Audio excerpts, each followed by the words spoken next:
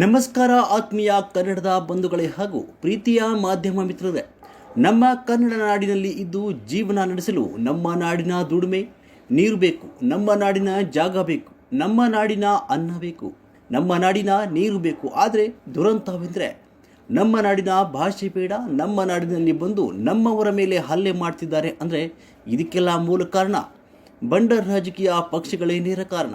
ಮುಗ್ಧ ಜನರನ್ನು ದಾರಿ ತಪ್ಪಿಸಿ ಹಣ, ಹೆಂಡ, ಸರಾಯಿ ಕುಡಿಸಿ ಉಪ್ಪಿಟ್ಟು, ಚಿತ್ರಾನ್ನ, ಬಾತ್ ಕೊಟ್ಟು ಆಯ್ಕೆಯಾಗಿ ಬಂದಂತಹ ಜನನಾಯಕರು ಹಣ, ಆಸ್ತಿ, ಅಂತಸ್ತು ದುಪ್ಪಟ್ಟು ಮಾಡುವ ಗುಂಪಿನಲ್ಲಿದ್ದಾರೆ.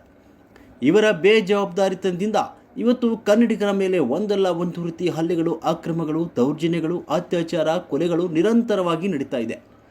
ಇದಕ್ಕೆಲ್ಲ ಮೂಲ ಕಾರಣ ಜನರ ಹುಚ್ಚು ಅಭಿಮಾನ, ನಂಬಿಕೆ ಯಾಕೆ ಅಂತ ಸುಮ್ಮನೆ ಇರುವುದರಿಂದ ಈ ಪರಿಸ್ಥಿತಿ ನಿರ್ಮಾಣವಾಗಿದೆ. ಧೈರ್ಯ ಮಾಡಿ ಪ್ರಶ್ನೆ ಮಾಡಬೇಕು, ಈ ದೇಶಕ್ಕೆ ಮಾದರಿಯಾಗಬೇಕು ಅಂತ ನಮ್ಮ ಮೈಸೂರು ದೇವ ಅಂತ ಕನ್ನಡಿಗರ ಬಳಗದಿಂದ ಮರಾಠಿಗರ ಈ ನಾಡನ್ನು ಬಿಟ್ಟು ತೊಲಗಿ ಭ್ರಷ್ಟ ರಾಜಕಾರಣಿಗಳಿಗೆ ಧಿಕ್ಕಾರ ಕೂಗುವುದರ ಮೂಲಕ ನಮ್ಮ ಆಕ್ರೋಶ ಹೊರಹಾಕಿದ್ದೇವೆ. ಇದೇ ಸಂದರ್ಭದಲ್ಲಿ ಮೈಸೂರು ಹೃದಯವಂತ ಕನ್ನಡಿಗರು ಬಳಗದ ಸಂಸ್ಥಾಪಕ ರಾಜ್ಯಾಧ್ಯಕ್ಷರು DPK ಪರಮೇಶ್, ಉಪಾಧ್ಯಕ್ಷರು ರವಿ, ಕಾರ್ಯದರ್ಶಿ ಮನೋಜ್ ಕುಮಾರ್ ಖಜಾಂಚಿ, ಗಿರೀಶ್ ದೂರಸಂಪರ್ಕ ಅಧಿಕಾರಿ, ರಾಜೇಂದ್ರ, ಮಹೇಶ್, ಮಹಾದೇವ್ ಸ್ವಾಮಿ, ಬಸವಣ್ಣ ಉಪಸ್ಥಿತರಿದ್ದರು. Karnataka power news 1 ಸಂಪಾದಕರು JB Devendra Kumar. ನಮಸ್ಕಾರ ಆತ್ಮೀಯ ಕನ್ನಡದ ಬಂಧುಗಳೇ, ಇವತ್ತು ನಮ್ಮ ಮೈಸೂರು ಹೃದಯವಂತ ಕನ್ನಡಿಗರ ಬಳಗದಿಂದ ತುರ್ತಾಗಿ ಸಭೆಯನ್ನು ಕರೆಯಲಾಗಿತ್ತು. ಈ ಸಭೆಯ ಉದ್ದೇಶ ಏನಪ್ಪಾ ಅಂದರೆ, ಬೆಳಗಾವಿಯಲ್ಲಿ ಮರಾಠಿಗರ ಪುಂಡರು ಸರ್ಕಾರಿ ವಾಹನದ, ಸರ್ಕಾರಿ ಬಸ್ಸಿನ ಚಾಲಕರು ಮತ್ತು ನಿರ್ವಾಹಕರ ಮೇಲೆ, ಆ ಚಾಲಕರ ಮೇಲೆ ಮತ್ತು ನಿರ್ವಾಹಕರ ಮೇಲೆ ಮನಬಂದಂತೆ ಥಳಿಸಿ ಅವ್ರ ಮೇಲೆ ಹಲ್ಲೆ ಮಾಡಿದ್ದಾರೆ. ಆ ಹಲ್ಲೆ ಯಾವ ರೀತಿ ಇತ್ತು ಅಂದರೆ, ಪಿಕ್ ಪ್ಯಾಕೆಟ್ ಮಾಡಿದವನ ಮೇಲೋ, ಯಾವುದೋ ಒಂದು ಅತ್ಯಾಚಾರ ಮಾಡಿದವನ ಮೇಲೋ, ಇಲ್ಲ ಎಲ್ಲ ಒಂದು ಮನೆಯಿಂದ ಕಳ್ತನ ಮಾಡಿ ಓಡೋಗ ಅಂತ ಕಳ್ಳರಿಗೆ ಹೊಡೆಯೋ ರೀತಿಲಿ ಆ ಚಾಲಕರಿಗೆ ಮತ್ತು ನಿರ್ವಾಹಕರ ಮೇಲೆ ಹಲ್ಲೆ ಮಾಡಿದಾರಲ್ಲ. ಈ ಹಲ್ಲೆ ಮಾಡಿದಂಥ ಪುಡಾರಿಗಳು, ಈ ಹಲ್ಲೆ ಮಾಡಿದಂಥ ಪೋಕಿ ಪುಂಡ್ರಿಗಳು, ಇವ್ರ ಮೇಲೆ ಲಕ್ಷ್ಮೀ ಹೆಬ್ಬಾಳ್ಕರ್ ಅವರು ಯಾವುದೇ ರೀತಿ ಪ್ರತಿಕ್ರಿಯೆ ನೀಡಿಲ್ವಲ್ಲ. ಇವರು ನಮ್ಮ ರಾಜ್ಯದ ಸಚಿವರಾಗಿ, ನಮ್ಮ ರಾಜ್ಯದ ಶಾಸಕರಾಗಿ ಅಕ್ಷಮ್ಯ ಅಪರಾಧ. ಮಹಿಳೆಯರಿಗೆ ಮಾಡಿದಂಥ ದ್ರೋಹ, ನಮ್ಮ ಕನ್ನಡ ಬಗ್ಗೆ ಮಾಡಿದಂಥ ದ್ರೋಹ ಲಕ್ಷ್ಮೀ ಹೆಬ್ಬಾಳ್ಕರ್ ಅವರು ನಮ್ಮ ಭಾರತ ಮಾತೆಗೆ ಮಾಡಿದಂಥ ದ್ರೋಹ ಅಂತ ನಮ್ಮ ಮೈಸೂರು ಹೃದಯವಂತ ಕನ್ನಡಿಗರ ಬಳಗದಿಂದ ಉಗ್ರವಾಗಿ ಖಂಡಿಸ್ತೇವೆ. ಯಾಕೆ? ಕನ್ನಡಿಗರ ಓಟ್ ಬೇಕು, ಕನ್ನಡಿಗರ ನೀರು ಬೇಕು, ಕನ್ನಡಿಗರ ಜಾಗ ಬೇಕು, ಕನ್ನಡಿಗರ ಅನ್ನ ಬೇಕು, ಕನ್ನಡಿಗರ ಎಲ್ಲ ಸವಲತ್ತುಗಳು ಪಡೆದಂಥ ಅವಿವೇಕಿ ಮರಾಠಿಗರೇ, ಬೇಜವಾಬ್ದಾರಿ ಮರಾಠಿಗರೇ, ದೇಶದ್ರೋಹಿ ಮರಾಠಿಗರೇ, ನಿಮ್ಗೆ ಎಷ್ಟು ಸೊಕ್ಕು, ನಿಮ್ಮ ಸೊಕ್ಕನ್ನ ಅಡಗಿಸ್ಬೇಕಾಗಿರ್ಬೇಕಾಗಿರೋದು ನಮ್ಮ ಸರ್ಕಾರ, ನಮ್ಮ ಗೃಹ ಮಂತ್ರಿಗಳು. ಅವರು ಕಣ್ಣು ಮುಚ್ಕೊಂಡು ಕೂತಿದ್ದಾರೆ, ಅವ್ರು ನಿದ್ದೆಯಿಂದ ಮೇಲೆ ಎದ್ದಿಲ್ಲ, ಅವ್ರು ಇನ್ನೂ ನೋಡೋದ್ರ ಮೇಲಿದ್ದಾರೆ. ಇವರು ಸಂವಿಧಾನಬದ್ಧವಾಗಿ ನಮ್ಮನ್ನು ಆಳಕ್ಕೆ ಬಂದಿಲ್ಲ. ಕಾನೂನಾತ್ಮಕವಾಗಿ ಸಂವಿಧಾನಬದ್ಧವಾಗಿ ಡಾಕ್ಟರ್ BR ಅಂಬೇಡ್ಕರ್ ಅವರ ಹೆಸರು ಹೇಳೋ ಅಂತ ನೈತಿಕತೆ ಇವರು ಇವತ್ತು ನಮ್ಮ ಸರ್ಕಾರಕ್ಕಿಲ್ಲ ಅಂತ ನಾವು ಖಂಡಿಸ್ಬೇಕಾಗುತ್ತೆ. ಯಾಕೇಳಿ, ಕರ್ನಾಟಕದಲ್ಲಿ ಕನ್ನಡವನ್ನು ಮಾತಾಡುವಂಥದ್ದಕ್ಕೆ ನೀವು ಮರಾಠಿ ಭಾಷೆಯಲ್ಲಿ ಮಾತಾಡಿ ಅಂತ ಆ ನಿರ್ವಾಹಕರಿಗೂ ಮತ್ತು ಚಾಲಕರ ಮೇಲೆ ಹಲ್ಲೆ ಮಾಡಿದ್ದೀರಲ್ಲ, ನಿಮ್ಮಂಥ ಏರಿಗಳಿಗೆ, ನಿಮ್ಮಂಥ ಪುಂಡ್ರಿಗಳಿಗೆ ಎಡಮುರಿ ಕಟ್ಟಬೇಕಾದಂಥ ಪೊಲೀಸರು ಇವತ್ತು ನಿರ್ವಾಹಕರ ಮೇಲೆ ಪೋಸ್ಕೋ ಕಾಯ್ದೆ ಅಡಿಯಲ್ಲಿ ಅವ್ರನ್ನ ದೂರು ದಾಖಲಿಸಿದೆ ಅಂದರೆ ಇದು ನಮ್ಮ ನಾಡಿನ ದುರಂತ, ಸಂವಿಧಾನಕ್ಕೆ ಮಾಡುವಂಥ ದ್ರೋಹ ಅಂತ ಹೃದಯವಂತ ಕನ್ನಡಿಗರ ಬಳಗದಿಂದ ಉಗ್ರವಾಗಿ ಖಂಡಿಸ್ತೇವೆ. ಬೇಕೇ ಬೇಕು, ಬೇಕೇ ಬೇಕು, ಬಂಧಿಸಿ ಬಂಧಿಸಿ ಬಂಧಿಸಿ ಬಂಧಿಸಿ, ಬೇಕೇ ಬೇಕು, ಬೇಕೇ ಬೇಕು, ಬೇಕೇ ಬೇಕು. ನಾವು ಸಾಂಕೇತಿಕವಾಗಿ, ಸಂವಿಧಾನಬದ್ಧವಾಗಿ, ಶಾಂತಿಯುತವಾಗಿ ನಾವು ಮಾಡ್ತಿರ್ತಕ್ಕಂಥ ಹೋರಾಟವನ್ನ ಸರ್ಕಾರ ಬಹಳ ಗಂಭೀರದಿಂದ ಪರಿಗಣಿಸಬೇಕಾಗಿದೆ. ಗೃಹ ಸಚಿವರೇ, ಮಾನ್ಯ ಮುಖ್ಯಮಂತ್ರಿ ಸಿದ್ದರಾಮಯ್ಯನವರೇ, ವೇದಿಕೆಗಳ ಮೇಲೆ ಪಾರದರ್ಶಕ ಆಡಳಿತ ಅಂತೀರಿ, ಕನ್ನಡಿಗರ ಮೇಲೆ ಹಲ್ಲೆ ಮಾಡೋದು ಪಾರದರ್ಶಕನ? ಕನ್ನಡವನ್ನು ಕಗ್ಗೊಲೆ ಮಾಡುವಂಥದ್ದು ಪಾರದರ್ಶಕನ? ಕನ್ನಡ ನಾಡಿನ ಜನರ ಮೇಲೆ ದಿನದಿಂದ ದಿನಕ್ಕೆ ಒಂದಲ್ಲ ಒಂದು ರೀತಿ ಅನ್ಯಾಯ ಅಕ್ರಮಗಳು ದೌರ್ಜನ್ಯಗಳು ನಿರಂತರವಾಗಿ ನಡೀತಾ ಇದೆ.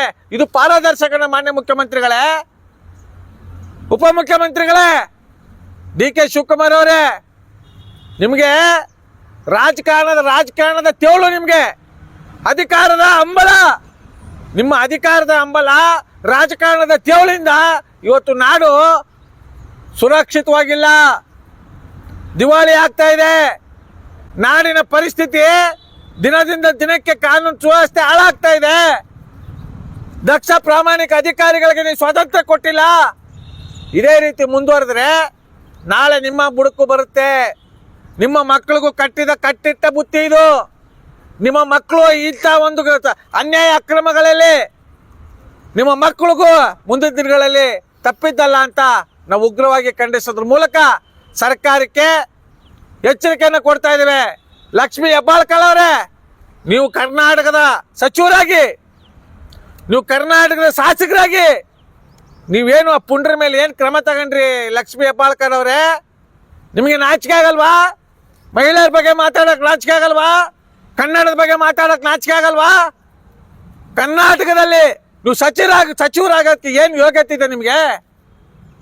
ಡಿ ಕೆ ಶಿವಕುಮಾರ್ ಅವರೇ, ಗೃಹ ಸಚಿವರು ಪರಮೇಶ್ವರ್ ಅವರೇ, ಮಾನ್ಯ ಮುಖ್ಯಮಂತ್ರಿ ಸಿದ್ದರಾಮಯ್ಯನವರೇ, ನಿಮಗೆ ಅಧಿಕಾರದ ದಾಹ, ಹಣದ ವ್ಯಾಮೋಹ, ಹಣ ಆಸ್ತಿ ದುಪ್ಪಟ್ಟು ಮಾಡೋ ಚಿಂತೆಯಲ್ಲಿ ನೀವಿದ್ದೀರಿ.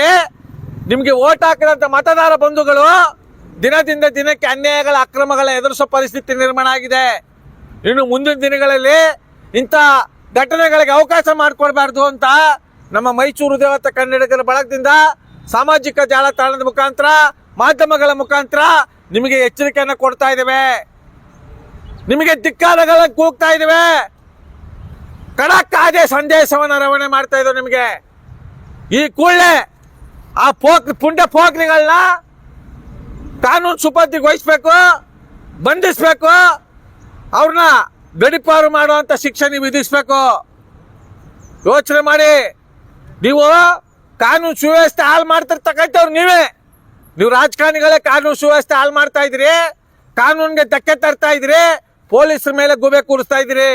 ಪೊಲೀಸ್ನವ್ರು ಎಚ್ಚೆತ್ಕೋಬೇಕು. ದೊಡ್ಡ AS IPS ಮಾಡಿರ್ತಕ್ಕಂಥ ಪೊಲೀಸ್ ಅಧಿಕಾರಿಗಳು ರಾಜಕಾರಣಿಗಳ ಗುಲಾಮರಾಗಿ ರಾಜಕಾರಣಿಗಳ ಆದೇಶಗಳನ್ನ ಪಾಲಿಸೋದ್ರ ಮೂಲಕ ಕಾನೂನು ಉಲ್ಲಂಘನೆ ಮಾಡ್ತಾ ಇದ್ದೀರ ಅಂತ ನಾವು ನೇರವಾಗಿ ನಿಮ್ಮನ್ನ ಖಂಡಿಸ್ತಾ ಇದ್ದೇವೆ. ನೀವಿಲ್ಲ ಅಂದ್ರೆ ಯಾರು ಸಹ ನೆಮ್ಮದಿಯಿಂದ ಜೀವನ ಮಾಡೋಕ್ಕಾಗಲ್ಲ. ನೀವೇ ಪ್ರಾಮಾಣಿಕವಾಗಿಲ್ಲ ಅಂದ್ರೆ, ನೀವೇ ದಾರಿ ತಪ್ಪಿದ್ರೆ, ಕಾನೂನು ಸುವ್ಯವಸ್ಥೆ ಹಾಳಾಗಿದ್ರೆ ಹೆಣ್ಮಕ್ಳಲ್ಲಿ ಸುರಕ್ಷಿತವಾಗಿರ್ತದೆ, ಸಂವಿಧಾನ ಸುರಕ್ಷಿತವಾಗಿರ್ತದೆ. 12 ಗಂಟೆ ರಾತ್ರಿ ಹೆಣ್ಮಗು ಓಡಾಡಬೇಕು ಅಂತೀರಿ, ನಾಚಿಕೆ ಆಗಲ್ವಾ ನಿಮ್ಗೆ? ನಾಚಿಕೆ ಆಗಲ್ವಾ? ಇನ್ನು ಮುಂದೆ ಆದ್ರೂ ಪ್ರಾಮಾಣಿಕವಾಗಿ ದಕ್ಷತೆಯಿಂದ ಕಾನೂನು ಸುವ್ಯವಸ್ಥೆ ಕಾಪಾಡೋದ್ರ ಮೂಲಕ ಈ ನಾಡಿನ ಸಂರಕ್ಷಣೆ ನಿಮ್ಮ ಜವಾಬ್ದಾರಿ ಅಂತ ಹೇಳ್ತಾ ನನ್ನ ಮಾತನ್ನ ಖಂಡಿಸ್ತಾ, ನನ್ನ ಮಾತನ್ನ ಸಮರ್ಪಿಸ್ತಾ ನಿಮಗೆ ಉಗ್ರವಾಗಿ ಖಂಡಿಸ್ತೇವೆ. ಬಂಧಿಸಿ ಮರಾಠಿ ಪೋಖರಿಗಳನ್ನು ಬಂಧಿಸಿ ಬಂಧಿಸಿ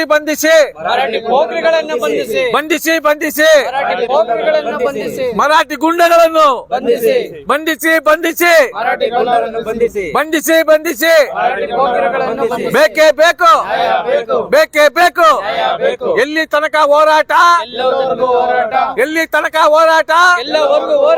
ಇಷ್ಟೇ ನಮ್ಮ ಮಾತನ್ನ ಸಮರ್ಪಿಸ್ತಾ ಇದ್ದೀವಿ. ಜೈ ಕನ್ನಡಾಂಬೆಗೆ, ಜೈ ಕನ್ನಡ ಮಾತೆಗೆ, ಜಗನ್ಮಾತೆ ಚಾಮುಂಡೇಶ್ವರಿಗೆ, ನಾಲ್ವಡಿ ಕೃಷ್ಣರಾಜ ಒಡೆಯರಿಗೆ, ಡಾಕ್ಟರ್ BR ಅಂಬೇಡ್ಕರ್ ಅವರಿಗೆ, ನಮಸ್ಕಾರ, ಧನ್ಯವಾದಗಳು.